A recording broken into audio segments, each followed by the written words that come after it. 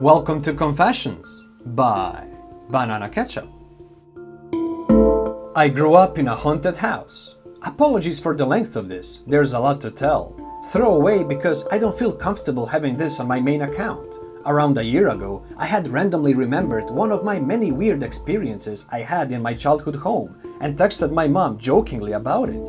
Only then, after 19 years, did she tell me it was all true and not just my imagination or other rational explanations like I was told my whole life. I still don't think that has fully set in my brain yet. She also, for the first time, told me the backstory of the house and what she found out while selling it a few years ago. The house was allegedly built during Second World War, Eastern Europe, by prisoners, or at least half of it. When the soldiers started backing off, they lined up the few left prisoners against the wall in one room and killed them, again allegedly. I don't have much more detail on this as that's all the information she told me at the time, and I'm not even sure where she got it. I'm not too confident in this story being accurate either, as I can't exactly prove it, even to myself, so do with that as you will. That room where they were shot and killed was my room. This room was the only one that had weird skit happen in. The rest of the house was completely normal. A few details before the main events. The house was bought by my great-grandparents and, when I came along, lived in by my grandparents. My great-grandma had passed away in that room in her sleep when my mom was a teenager and visited my mom at night, telling her she will keep her safe. It's an interesting detail, though it could have been my mom's brain's way of dealing with grief, rather than an add-on to the paranormal things happening in that room or proof of such things actually existing. When I was born, I only spent a couple of years actually living with my both parents in their place and moved into my grandparents' house with my mom after they split. For most of my life, it was just my mom, my grandparents, and I. I lived with my mom in that room and slept in one bed. She was always with me, which drove me insane because she would always deny the things that were happening even though she was right there. However, she has explained the typical "you were a child, I didn't want to scare you" BS. I had to spend most of my life thinking I was mental because of this, and it didn't exactly have a good effect on my mental health. I'm still upset. That room was also always cold, even though it was the most insulated room in the house and the other rooms would be boiling. However, that room was also mostly in the ground as my house was in the middle of a hill, so that could explain it. All animals refused to go into the room. At first, they would stay for a while, but would walk out and sleep by the door after.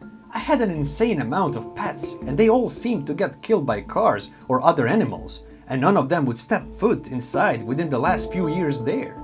These events started in chronological order and continue on from their starting point, also get more extreme, though a few early ones may be switched around due to poor memory. Before I was born, my mom said she would hear footsteps above the room at night, which was weird because we didn't have a second floor. Rather a 2 feet elevation, crawl space type thing that I didn't even know existed until I was much older. As long as I can remember, I have heard them too. They only happened ever so often and only at night, though they became a bit less as years went on. The footsteps sounded heavy, yet muffled, similar to an upstairs neighbor walking above you, though I don't remember for how long they would go on. There was this weird loud ticking clock sound coming from one wall in the room, also only at night. I remember putting my ear to every wall many times trying to figure out where it's coming from. My mom used to say it was the clock in the kitchen, which was right next to our room, but I have tried to listen to that clock every day and only the faintest sound would come out. A year ago, she said that she would hear it too. The volume of the ticking went down when the room was completely torn down and rebuilt when I was around 5, and it went away a few years after that. I started seeing a small boy in the room, floating in the corner. I only have a faint memory of the things he would say or do because I don't recall them being too weird. But I have an extremely vivid memory of telling my mom about it and her taking me outside, sitting down on the bench with me on her lap, telling me I have to tell him to leave and that he's not welcome there. She has confirmed this as well, but neither of us remember if he ever showed up again or if anything happened afterwards. This is the only strong memory I have of his existence, but I could have made that up as a child and just told my mom random skits that came to mind. You could always feel a presence there when you were trying to sleep. I can't explain the exact feeling or even the strength of it, but it was overwhelming. It felt like 100 extremely angry and violent people standing all around you, just staring at you, while you are desperately trying to fall asleep so that morning would come around quicker. All I felt each night was pure anxiety and dread, though it got easier to fall asleep after many years. My mom said she felt it as well, and tried to drown it out by having the TV on loud until early morning, which used to piss me off because that made falling asleep even harder, and there were countless fights about it. One evening, when I was in 5th, 6th grade, I was doing homework by my desk while my mom was watching TV on the bed. The TV was in the middle of this custom-built floor-to-ceiling storage bookshelf thing, and it was packed with books at the top. I used to have to use a ruler to try to get into the crevices to pull a book out, which is exactly why the following doesn't make sense. I had my headphones on while doing my schoolwork when I heard the loudest yell and thump right next to me. I took my headphones off and whipped around, and my mom was practically covered in books. At that time she said she saw one book fall and it took the rest with it, but last year she said that they just flew out with force onto her. I cried then and there because I knew there was no way that would have happened, and her look of pure terror told me I was being lied to. This is when I really started questioning everything, because at this point all I had known was it is nothing, and it became normal to feel like I'm imagining everything. But it all started to crack and fall apart from here. A handprint started showing up on my window. A single handprint, always the same exact hand in the same exact spot, no matter how well you would clean it. My grandma used to always clean my room up a bit while I was at school. She told me to stop touching the window because she's tired of getting it off every day. I told her it wasn't mine and it keeps reappearing in the same spot. She didn't go into my room from then on again. I wish I could ask her why, or what things has she experienced, but she has passed on. Before I say this last event, this all may not sound too bad, but imagine being around that every single day to a point where this would all become normal, especially after constantly being shut down by her family.